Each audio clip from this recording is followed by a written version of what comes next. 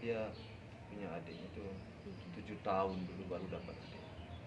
Kemudian dia memang melalui suka duka perjalanan hidup kami, sehingga dia tahu kesusahan, kesenangan yang kami alami, dia paham dan dia mengerti. Sehingga begitu dia besar, dia nggak mau menyusahkan, dia nggak mau menyulitkan, dia nggak mau bikin orang tuanya sedih. Dia simpan, kalau ada kesedihan, kesusahan dia simpan. Jadi kami merasa ada aja merasa bersalah dengan kejadian itu. Ya namun ya bagaimana apapun diperbuat ya sudah terjadi. Tapi tetap ada merasa bersalah. Kenapa ini harus terjadi? Itu. Masih tidak percaya, habis saya bilang seperti itu ya Om ya. Iya, sampai hari karena ini semua mendadak. Itu barusan kami di rumah berdua itu kan, yang lain tidur di atas. Itu kami nangis. Ya, bagaimana lagi ke depan ya kita akan gitu. Biasanya dia kan bisa menekel adiknya ya.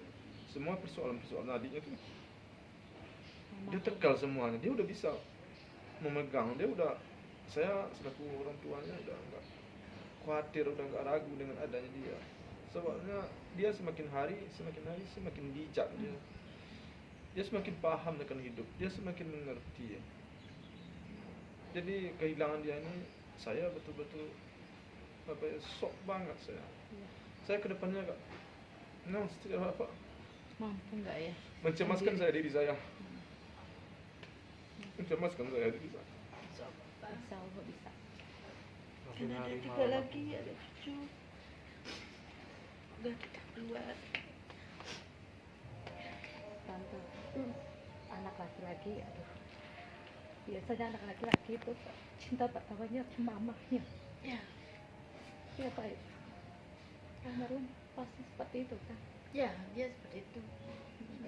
Dia selalu apa-apa nanya sama mamanya. Ya, pokoknya dia anak yang baik banget, anak yang kami banggakan. Ya. Sangat kami bangga dari kecil dia. Dia memang sangat menyayang sama adik-adiknya, sangat sayang banget. Dan jadi panutan kan? Panutan. Iya, Bener kan Tante? dia sama adiknya nggak pernah membantah kata-kata dia. Ya. Apa kata dia? Kalau saya marah sama adiknya, saya curhat ke dia. Adik kamu belum pulang misalkan, dia yang nelfon, dia mah nanti besok pulang. Sekarang siapa lagi yang peduli?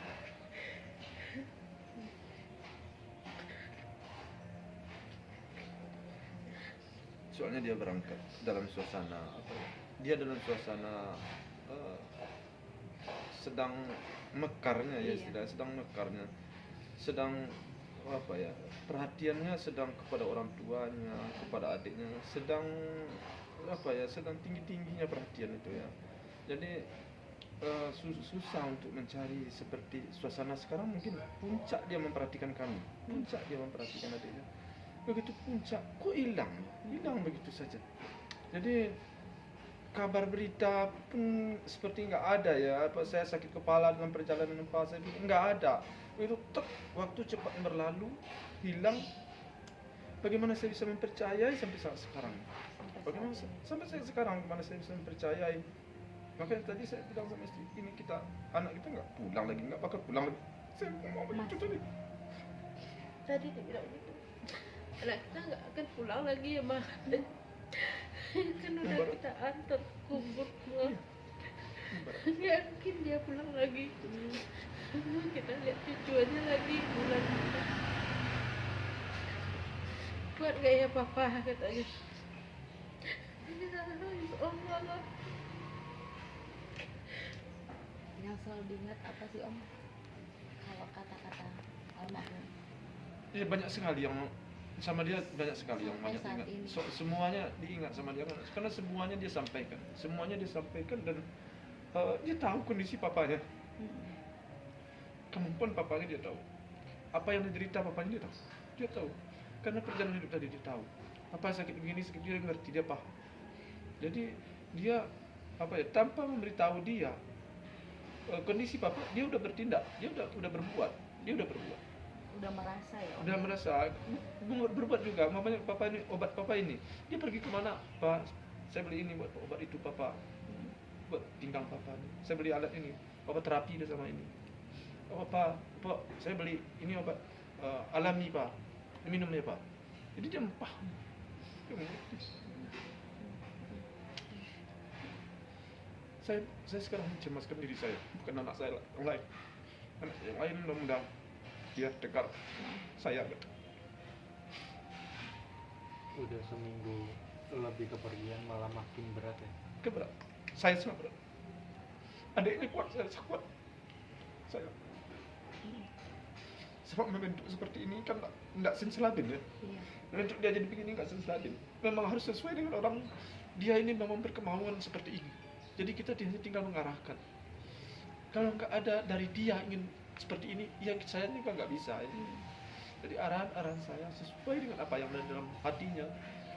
Akhirnya makanya dia menjadi anak yang perhatian dalam kami, perhatian terhadap adiknya, saudara-saudaranya, saudara-saudara saya juga. Kita lihatlah, dia istrinya juga, istrinya lihat, semenjak dia jadi istrinya kepada keluarganya, dia kan? Istrinya menyatu dengan keluarganya, semenjak dia jadi suaminya. Itu bisa dirasakan, bukan serta merta jatuh dari langit aja, enggak. Jadi itu kemana mau dicari anaknya? Adiknya akur, saya juga sama saudara saya, kalau umpama ya saya nggak berbuat, dia berbuat. Saya nggak tahu-tahu dia ngirim ke saudara saya. Ngirim, iya apaan? Saya kirim dia, kan ada acara apa? Saya dengar, saya ngirim itu katanya. Jadi dia perhatian sangat.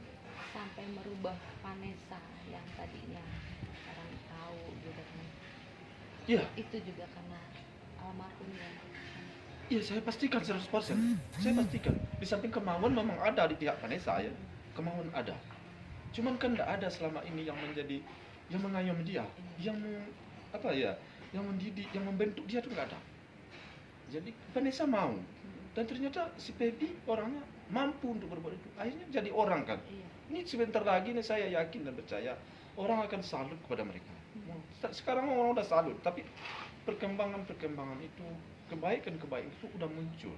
Bibit-bibit yang ditanam selama ini udah muncul. Namun ini yang terjadi, bagaimana saya menerimanya gitu. Kadang-kadang saya, kebaikan rasanya udah baik anak saya pun dipanggil. Ada apa? Kenapa dia harus dipanggil secepatnya? Jadi kadang-kadang takut saya salah omongnya, marahkan saya akan takut juga saya. Tapi mau tak mau memberontak jiwa saya, memberontak.